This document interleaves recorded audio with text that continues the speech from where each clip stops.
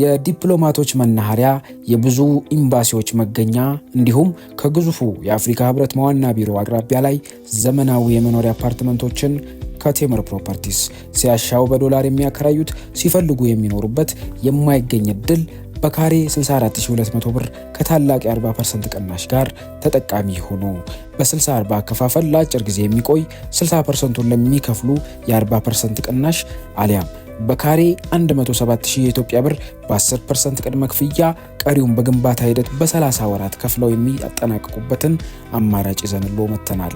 ከ84 ካሬ እስከ 130 ካሬ ባለ 2 እና ባለ 3 መኝታ የመኖሪያ አፓርትመንቶችን ፈጥነው የግሉ ያድርጉ። ያስታውሱ፣ ያሉን ውስን ቤቶች ናቸው። በ0988 44 1164 ላይ አሁኑን ይደውሉ። ይህ አዋዜ ልዩ ሰበር ነው። የራሽያ የልዑካን ቡድን ከዩክሬን አቻው ጋር ለመደራደር ኢስታንቡል መድረስና ጉባኤ መጀመሩ ተሰማ። ሁለቱ ወገኖች የጦርነቱ መጀመሪያ ሰሞን ካደረጓቸው ጥቂት ቀጥተኛ ግንኙነቶች ወዲህ የአሁኑ የመጀመሪያቸው ነው። ይሁንና በድርድሩ ላይ ፕሬዚደንቶች ቭላዲሚር ፑቲንም ሆኑ ቮሎዲሚር ዘለንስኪ የሉም። ወንድ ከሆነ እስቲ ራሱ ይምጣ፣ በበኩሌ ራሴ እሄዳለሁ ያሉትም ዘለንስኪ ከ26 ዓመት የዕድሜ ታላቃቸው ቭላዲሚር ፑቲን አለመምጣት ምክንያት ቀርተዋል።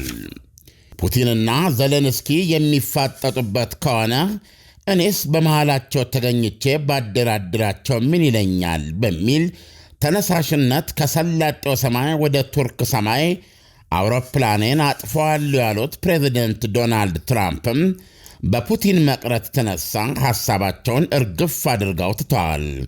ምናልባትም ወደ ዋሽንግተን እየበረሩ ነው። አሁን ኪየቭ ከድርድሩ የምጠብቀው ግንባር ቀደም ፍላጎቴም የተኩስ አቁም ስምምነት መድረስ ነው ትላለች።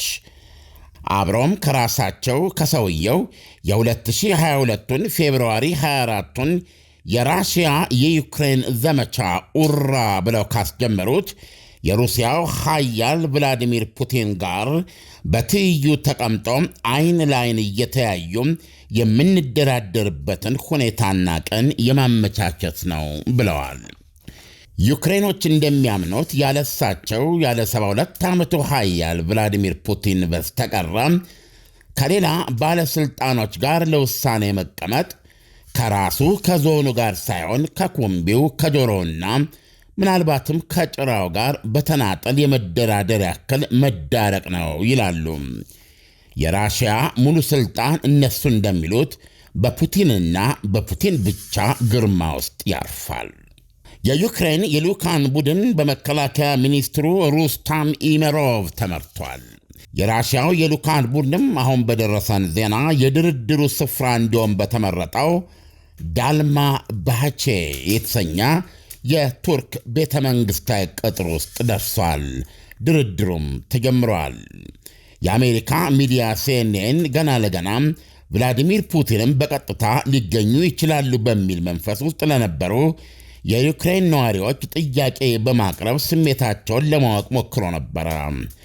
አንዱ በሚያስገርም ሁኔታ ፕሬዚደንት ቮሎዲሚር ዘለንስኪ ዕድሉን አግኝተው ራሽያዊ አቻቸውን ፊታቸው ላይ በቦክስ እንዲመቷቸው ተመኝቶ ነበረ። ፑቲን አልሄዱም። ሌላው ደግሞ ከዚህ ድርድር ምንም ሊገኝ የሚችል ነገር እንደሌለ የገለጸው ገና እንደተቀመጡ ራሽያ የተለመደውን የችግሩ ስረ መሰረት ብላ ትቀርባለች ነው ያለው። ስረ መሰረት እንደሌለው እያወቀች ብለዋል። ዳንኤል የሚገርም ነው አይደል? አዎ፣ ይህ እንግዲህ ፑቲን የማይገኙበት ነው ማለት ነው። እንግዲህ እሳቸው የማይገኙበት ደግሞ ምንም ውጤት እንደማያመጣ ራሳቸው ዩክሬኖችም ተናግረዋል። እና ይህ አሁን የተጀመረው ድርድር ምን ለውጥ ሊያመጣ ይችላል? አለም አፌን ሞልቼ መናገር እችላለሁ። ይሄንን ምንም የሚያመጣው ለውጥ የለም። አንዴ ፕሬዚደንት ቭላዲሚር ፑቲን ቅዳሜ ዕለት ካፋቸው ስለወጣ በዛ መሰረት የሚደረግ ነው። ያው ታውቃለህ፣ ባለፈው ቅዳሜ ነበረ። ቀደም ብሎ የአውሮፓ ህብረት ልትለው ትችላለህ፣ የአውሮፓ ሀገራት ከዩክሬን ጋር ሆነው ውሳኔ ያሳለፉ። ራሽያ የተኩስ አቁም ስምምነት በሁሉም አውደ ውጊያ በየብስ፣ በባህር፣ በሰማይ የሚጸና የ30 ቀናት ተኩስ አቁም በፍጥነት ተቀብላ የማታሳውቅ ከሆነ እስከ ፊታችን ሰኞ ድረስ ብለው ቀነ ገደብ አስቀምጠው ከዛ በኋላ ማዕቀብ እንጥላለን ብለው ማስጠንቀቂያ ሰጡ። አሁን ይህ ማስጠንቀቂያ ደግሞ ከቀዳሜ 2 ቀን ቀደም ብሎ ሐሙስ ዕለት የአሜሪካው ፕሬዚደንት ዶናልድ ትራምፕ በማኅበራዊ ገጻቸው ላይ እንደዚህ አይነት ይህንን ነገር የተኩስ አቁሙን ለማስከበር ራሽያ ላይ ተጨማሪ ማዕቀብ መጫኑ አስፈላጊ መሆኑን ጽፈው ነበረ። ስለዚህ አውሮፓውያኑ የአሜሪካን ከጎናችን አደረግን በሚል ልበሙሉነት ይህን ማስጠንቀቂያ ለራሽያ ሰጡ ማለት ነው። ይሄ ደግሞ ሲሆን ራሽያንም በዚህ ሰዓት ፕሬዚደንት ዶናልድ ትራምፕን ማጣት አይመከርም ለራሽያ። ስለዚህ ፕሬዚደንት ቭላዲሚር ፑቲን ቅዳሜ በደረቅ ሌሊት ከሌሊቱ 7 ሰዓት ለጋዜጠኞች መግለጫ ሰጡ። የሰጡትም አውሮፓውያን እንዲህ የሚል ማስጠንቀቂያ ሰጥተዋል ብለው እውቅና ሳይሰጡ እነሱ የሰጡትም ቀነ ገደብ ምን ያህል እንደሚያሳስባቸው ወይም እንደሚቀበሉት እንደማይቀበሉት ማብራራት ሳይፈልጉ ከቶም እንደሌለ ቆጥረው በቀጥታ የራሽያን አዲስ ሀሳብ አቀረቡ።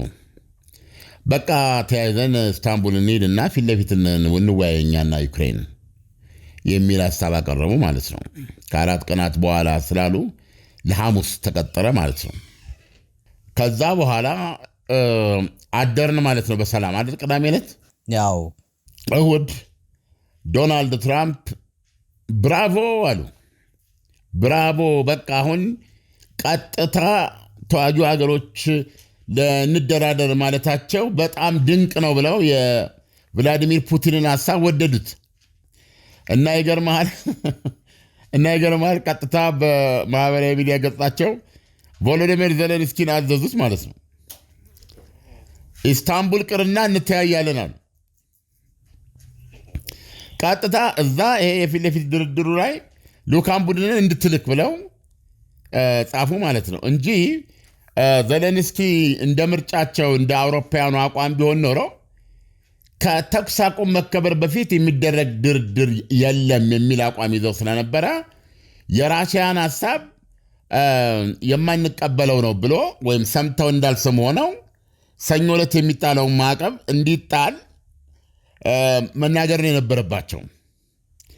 ነገር ግን ዶናልድ ትራምፕ ሐሳቡን ወደድኩት አሉ።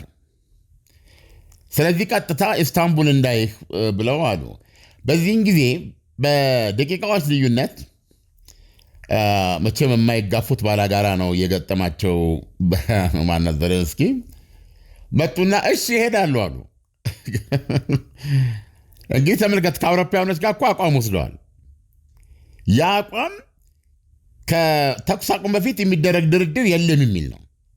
አሁን ግን ዶናልድ ትራምፕ እዛ ኢስታንቡል እንዳይነግር ያሉ አንተ ሰው የሚል ማስጠንቀቂያ ስለጻፉ ቮሎዲሚር ዜሌንስኪ ምን አሉ? እሺ ይሄዳሉ አሉ። ገባ እንሳተፋለን አሉ። እዛ ማነው ፕሬዚደንት ፑቲን የጠሩት የቀጥታ ድርድር ላይ እንሳተፋለን አሉ። እንደውም የሚሄደው እኔ ራሴ ነኝ፣ ሌላ ሰው አይደለም አሉ። ሁለተኛ ሰው የለም፣ ሶስተኛ ሰው የለም፣ ራሴ ቮሎዲሚር ዜሌንስኪ ነኝ የሚሄደው አሉ። እና እንግዲህ የሰላሙ አስፈልጎት እዛ እንገናኝ፣ በስረ መሰረታዊ ችግሩ ላይ ፊት ለፊት እንደራደር፣ የተኩስ አቁምም ሊደረስ ይችላል ብሏል ቭላዲሚር ፑቲን። ስለዚህ ወንድ ከሆኑ እኔ ራሴ እሄዳለሁ ቱርክ ኢስታንቡል ለስብሰባው፣ እሳቸውም ራሳቸው ይምጡ፣ በሁለታችን መካከል ይደረግ ብሎ ቻሌንጅ አቀረበ ማለት ነው። ቻሌንጅ የምትሉት የለም በቲክቶክ ነው እንደዚህ የምታቀርቡት። አሁን ዓለም አበደ ማለት ነው።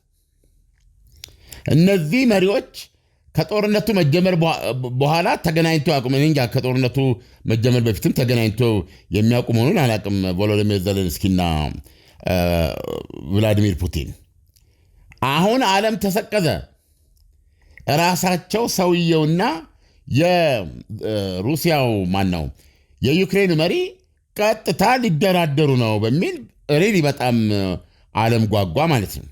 በዚህ ሁሉ ውጥረት ውስጥ ፑቲን እመጣለሁ አልመጣም ብለው ለማሳወቅ ይችሉ ነበር። በአንዱ ቀን ቢያንስ በቃል አቀባዮቻቸው በኩል ቀጥተኛ ያልሆነ ጉጉትን እንደጠበቅ እንድትቀጥል የሚያደርግና መጨረሻ ላይ ኩም የሚያደርግ መንገድ መረጡ። ሐሳቡ ብዙ ሰዎችን ከማማለሉ የተነሳ በሰላጤው ሀገራት ላይ የትሪሊየን ዶላሮች ቢዝነስ እየፈረሙ ያሉት ዶናልድ ትራምፕ እዛ ያሉ ማለት ነው። መቼም የዚህ መካከለኛው ምስራቅ ጉዟቸው አቀባበሉ፣ መስተንግዶ፣ ራቱ፣ ምሳው ልዩ ነው። ዳንኤል እንደ ወርቅ የሆነ መጠጫው፣ መቀበጫው፣ ማለፊያው፣ መረማመጃው በአጠቃላይ እነዚህ ሰላጤው ሀገሮች በእውነት አዱኛውን እግዚአብሔር ሰጣቸው ናቸውና በጣም ደስ ይላል ሁኔታው። ቢዝነስ ነው ጠቅላላ ሰርተው ሄዱት ዶናልድ ትራምፕ እና በዛ ጉብኝታቸው ምናሉ ይሄማ ተሆነ እነዚህ ሁለቱ ዋናው ማናው ፑቲን እና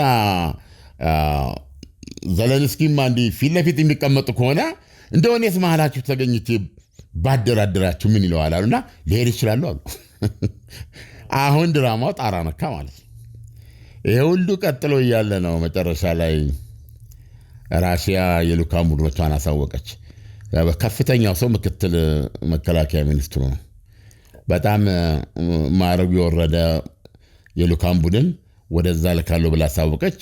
ሁኔታው እንግዲህ አሁን አንተም እንዳልከው በድርድር ላይ የሚገኙት እነሱ ናቸው። ምንም ከዚህ የሚገኝ ውጤት እንደሌለ ራሷ ዩክሬን ብቻ ሳትሆን ራሳቸው ዶናልድ ትራምፕም ገልጸዋል። እኔና ፑቲን ፊት ለፊት ካልተገናኘን በስተቀር የሚመጣ ለውጥ አይኖርም ብለዋል። ስለዚህ ብዙ ለውጥ አይጠበቅም ለማለት ፈልጌ ነው። ዓለም እንግዲህ ራሽያና ዩክሬን አሁን ድርድር ላይ ናቸውና ይህ ድርድር እስከሚደረግበት ጊዜ ድርድሩም እየተደረገ ሁለቱም ወገኖች ተኩስ አቁመዋል ወይ? እንደገና ደግሞ የተኩስ አቁሙ ድርድር በቶሎ ካልተደረገ የዩክሬን ዕጣ ፋንታስ ምንድን ነው የሚሆነው? የምን ተኩስ አቁም? በየቀኑ ሬሳ እያመረቱ ነው። እንደውም ጦርነቱ በጣም ተባብሶ ፖክሮቭስክ የሚባል በጣም ቁልፍ መሬት አለች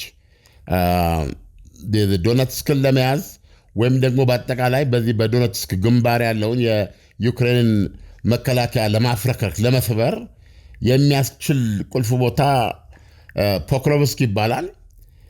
እንግዲህ ዜና ዘጋቢዎችን መሰረት አድርገን ነው 1.5 ኪሎ ሜትር ብቻ ቀራት፣ 1 ኪሎ ሜትር ብቻ ቀራት ብለው ከወራት በፊት መዘገባችንን የማስታውሳለሁ። አሁን ደግሞ እንደገና 2 መንደሮችን ከሰሜን ከደቡብ ጨምራ ይዛ 1.5 ኪሎ ሜትር ቀራት ብለው እንደገና እየዘገቡ ነው ያሉት።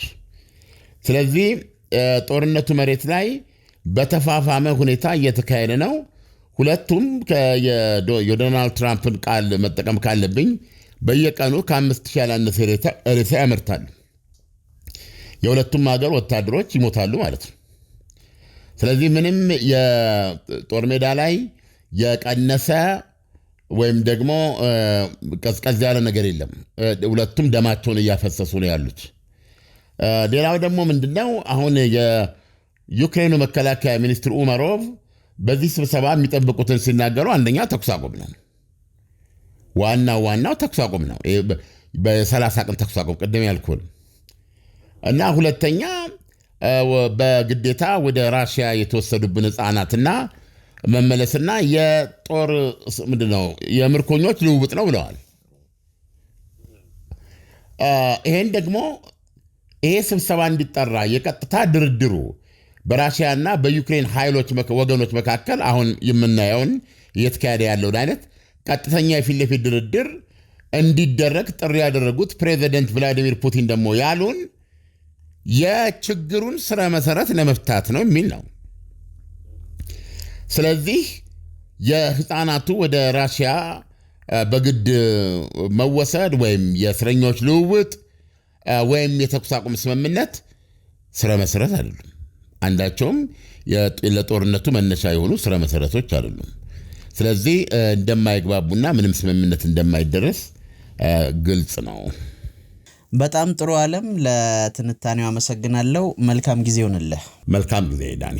የዲፕሎማቶች መናኸሪያ፣ የብዙ ኤምባሲዎች መገኛ እንዲሁም ከግዙፉ የአፍሪካ ህብረት ዋና ቢሮ አቅራቢያ ላይ ዘመናዊ የመኖሪያ አፓርትመንቶችን ከቴምር ፕሮፐርቲስ ሲያሻው በዶላር የሚያከራዩት ሲፈልጉ የሚኖሩበት የማይገኝ እድል በካሬ 64200 ብር ከታላቅ የ40% ቅናሽ ጋር ተጠቃሚ ሆኖ በ60/40 አከፋፈል ለአጭር ጊዜ የሚቆይ 60%ን ለሚከፍሉ የ40% ቅናሽ አሊያም በካሬ 107000 የኢትዮጵያ ብር በ10% ቅድመ ክፍያ ቀሪውን በግንባታ ሂደት በ30 ወራት ከፍለው የሚያጠናቅቁበትን አማራጭ ይዘንሎ መተናል።